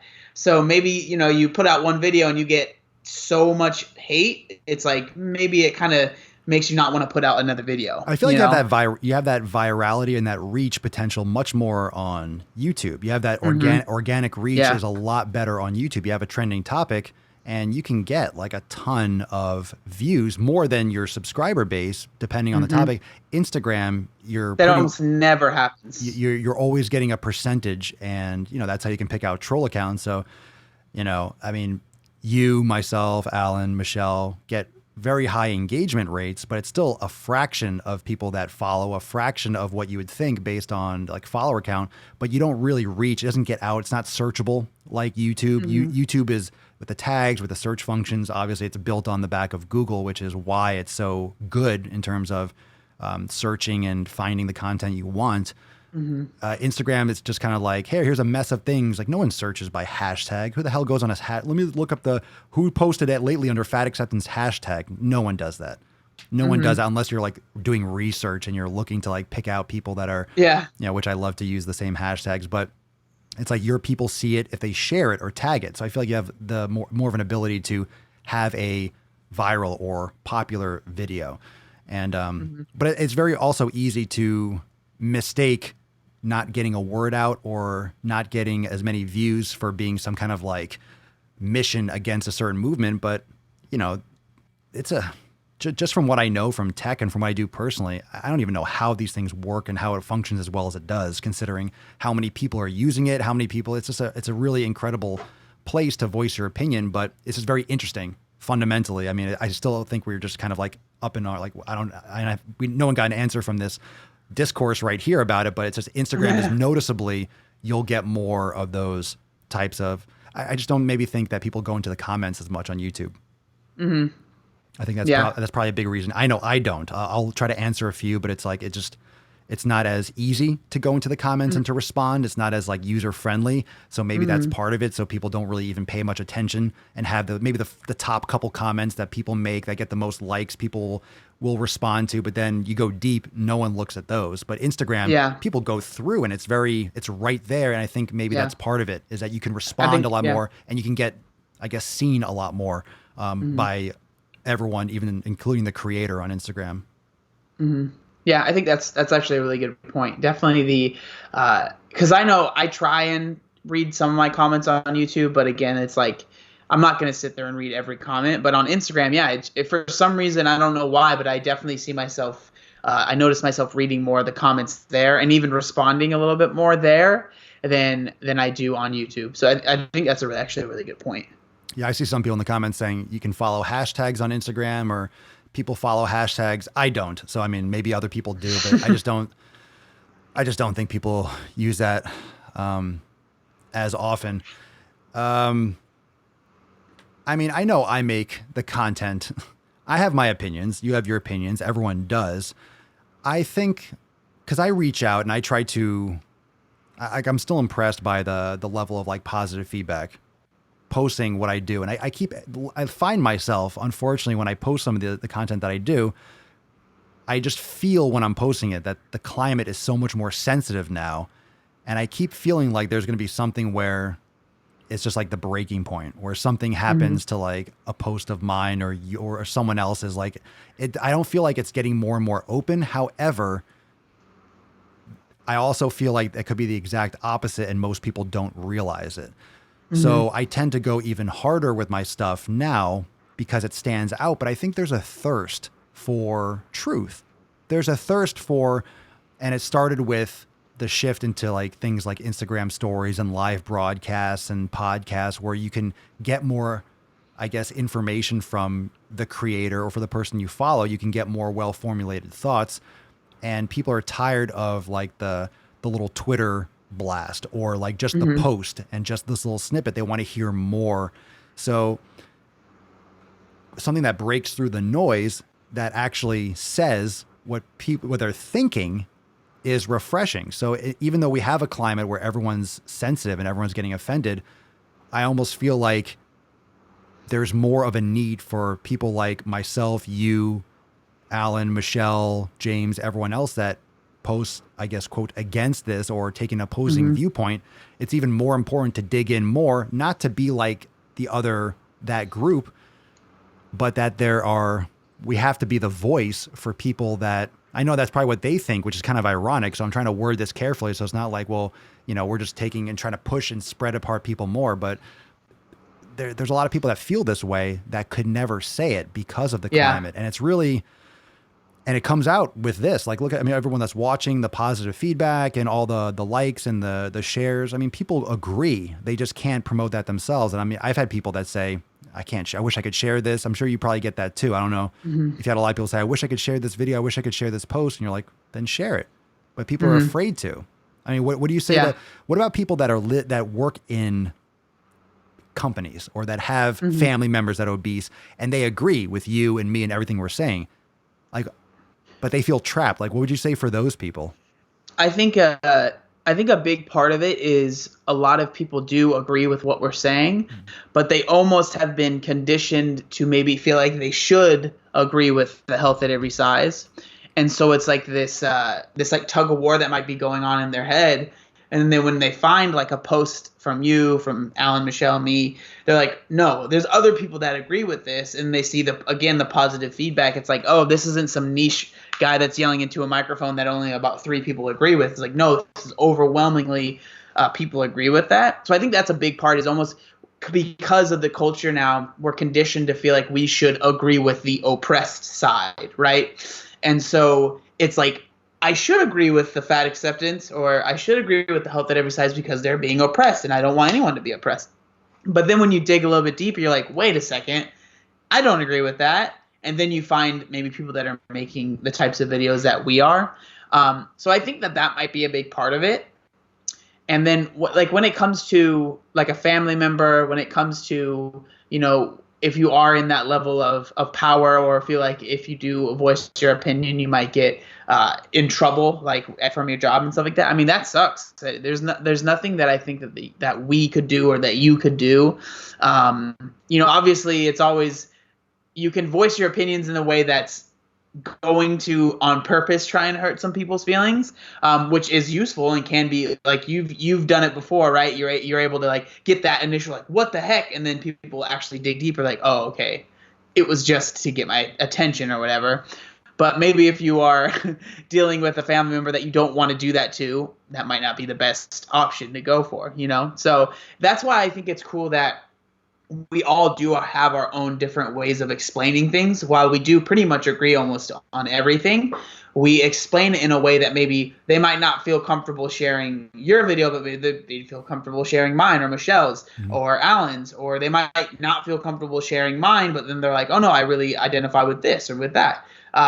So I think that there's value in having like more than one, because sometimes I struggle with, being a creator. I'm like, I feel like we we talked about the same thing or whatever. But then and I take a step back. I'm like, well, it doesn't really matter. Like, people are going to get something different out of each video anyways, right? Like the fact that we all talk about health at every size, or we all talk about body acceptance or weight loss or whatever, like, just because we're talking about similar things, it doesn't mean that you're going to get the same thing out of each video. I felt that for a little bit until we all started doing like the podcast and really started, crossing over a lot more. I kind of felt like, oh, they already talked about it, or, oh, John or Alan made a video, so I'm not going to touch that. But now I'm like, oh, that's a good topic. And I look at it and I'll say my own thing. And I think that that was like an internal thing that we probably all felt like, oh, that matters. And you realize like, oh, no one cares. I'm not gonna be like, he took my topic. I'm like, oh, that's a good one. You mentioned, you give a shout out, like, oh, they made that video of this. And yeah, I think it's more important because, well, there's first off 7.5 whatever billion people in the world, and we all have different audiences. They cross over, and again, different styles. You'll say something a little bit differently. You'll put it in a different light. One person might be more shareable, or might have a different context or a different perspective that can help. But it's really weird how it seems like everything gets, and I don't know if this is because the way the internet kind of started with Twitter and how Twitter was really like political from the beginning. But I feel like all this stuff with the fat acceptance, that people really take it with this kind of political or religious like mentality. It feels like we're all primed since the beginning of time. People have been fighting about religion. Since the beginning of time, people have been fighting about politics. Like, forget about fat acceptance. I don't know how many people were arguing about body weight like hundreds of years ago, but it's always been politics, like revolutions. I mean, that's politics. Wars, political, so all this kind of stuff with the fat acceptance, I feel like people are getting the whole marginalization or the split. People are reacting like it's politics, but it's not politics, but they group it. And again, they attach it to politics. And there's that, like, I'm right, you're wrong mentality. And I try not to say, I'll say, and I try to use like, self-depreciating humor and, the sarcastic nature of it. It's like, look, I'm this fucking bearded guy. I'm like raging on a camera. How ridiculous is this? But I feel like there are certain facts that aren't debatable, which is why there hasn't been a real debate. And again, it's a sensitive thing to say, like, I'm an expert, you're not. I mean, what really is an expert? How much do any of us really know? And it goes more and more into philosophy on that. But there's this defense of fat acceptance like it's an ideal, again, like it's an identity. And I think, again, it comes back to, and I'd love to hear more input on this from you, I think it comes back to people not having a purpose in life, like fundamentally. And if you have this identity, wow, there's a group that I believe in, there's people that support me, and then they attach their identity to this movement, and then you attack the movement, you're attacking me, fuck you, you're the evil person, you're the white supremacist, and then it's anger because, no, I'm not attacking you as a person. You're overweight, you're obese. Like, I just don't want you spreading a message to millions of people that it's healthy. Like, it's not. But let's talk about this. Let's get this better. It's not you it's not you. Exactly. So that's exactly what I was going to say. It's like they've turned healthy at every size into their religion, right? I've talked about this in a different context. I was talking about with diet. So for me, right, I believe that because again, most of the time I'm talking about weight loss. I think that weight loss, the main thing you should be focusing on is calories in versus calories out. However you want to get there, obviously you should be eating healthier food. I think that that's obvious. But like a lot of people, whenever I say that, I get people that are really big fans of keto get really upset with me because it's like they think that I am saying, if you do keto, like people that do keto that are really into it, they turn it into more than just their diet. They turn it into, again, like you were saying, their identity. This is what makes me who I am.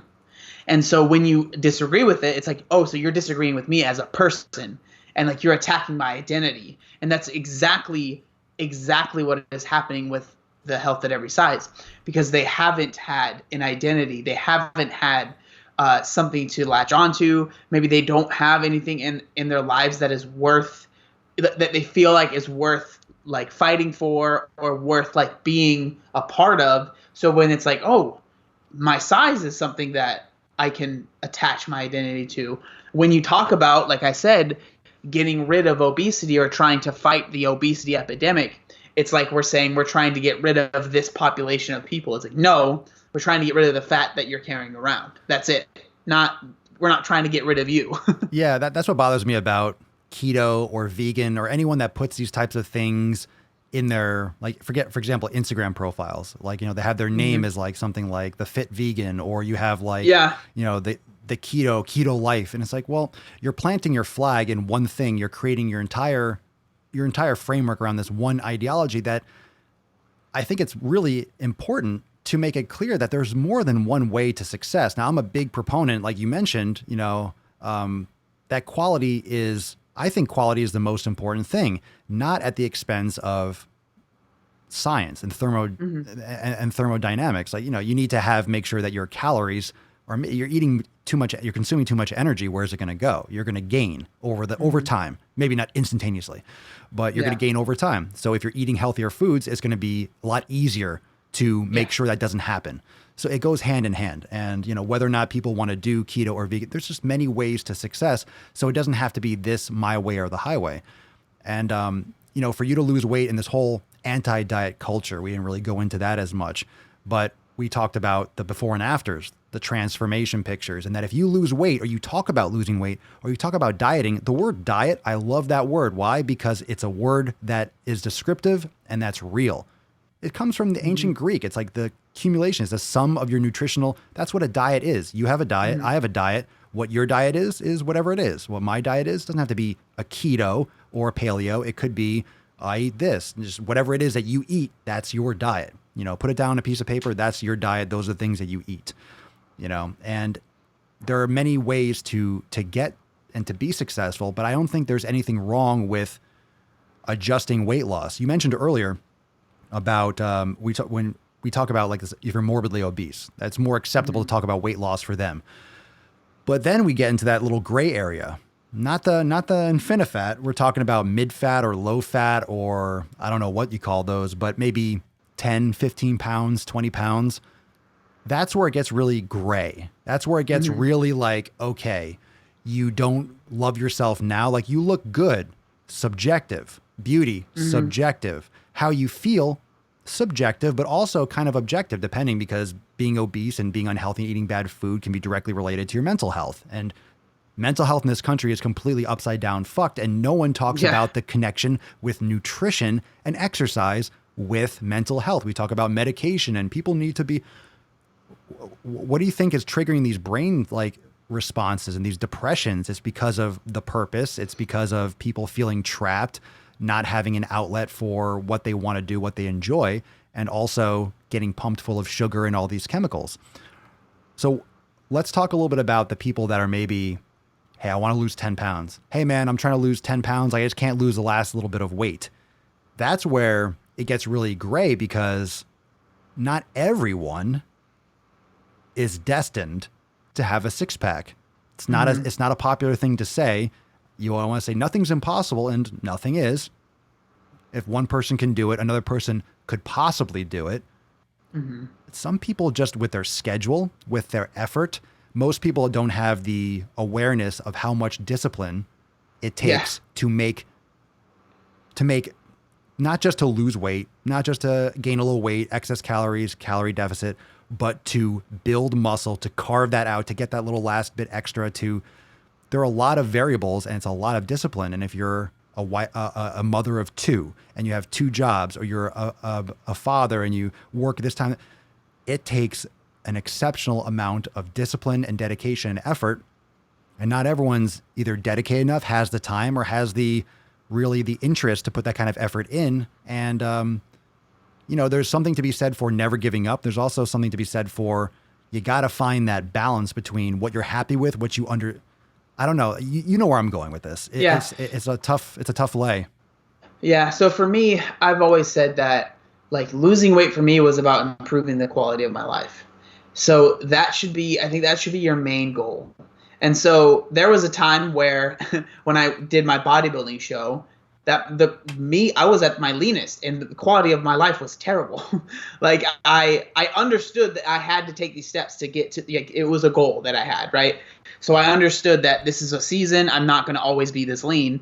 which is in and of itself something people should realize, right? Like that's why I'm not the biggest fan of having a goal weight, because it's like maybe that goal weight is too lean for you. Like if my goal weight was 180, like I weigh like 205 right now. People throw numbers out there like it's exactly nothing. Like I want to lose 50 pounds. That's a round number. Maybe 29.5 is optimal, plus building muscle and all that stuff. Exactly. Yeah. So like if in my head I was like attached to 180, I would always like right now I'd feel like I was a failure because I'm too fat in my head, right? So like that's why I'm not a huge fan of goal weights, but your health should be about the quality of your life, improving the quality of your life. So if losing that last 10 pounds is literally like killing you and you feel like you're eating barely anything and you have to do a ton of cardio or whatever, it's not worth it. In my opinion, it's not worth it, because now you're damaging your health for aesthetics, and that shouldn't be like, that's never what I am advocating, right? Right. It's about being realistic of like what sacrifices you can make. Sacrifices is almost like a dirty word now, but it's like sometimes, you have to make some sacrifices to see some change. And that sacrifice might be the 4 hours that you spend on Netflix a night, right? Why is that a dirty word? Why is it this is probably exactly like where we should be going with this. Why is effort demonized? Why is hard work demonized? Yeah. Why is obsession in a good, come on, why is like that hard work and discipline? Why is that so, oh my God, you're obsessed. It's like, that's why I have results, because I don't give up on it. Like, how do you think you make great things happen? It's definitely like, there is a level to where it can be bad, but it's like that level has been pushed back so much that it's like, oh yeah, I'm trying to lose, I'm 200 pounds overweight and I want to lose weight. Oh my gosh. That's going to take so much work, and like you're going to have to make so many changes. It's like, in reality, it's not going to be that difficult to lose the first little bit of weight to see some progress, right? Like you don't have to make that many changes when you're that overweight to see a little bit of progress. So I was talking with my girlfriend about this too. It's like, it's crazy that when I post before and after pictures now, and like I'm talking about how, I've worked hard for this, blah, blah, blah. I'm like, it's just this like little thing in the back of my head. It's like, is this offensive? And again, I understand people are like, that's ridiculous. But it's like the culture and the climate has become so toxic against that stuff now that it's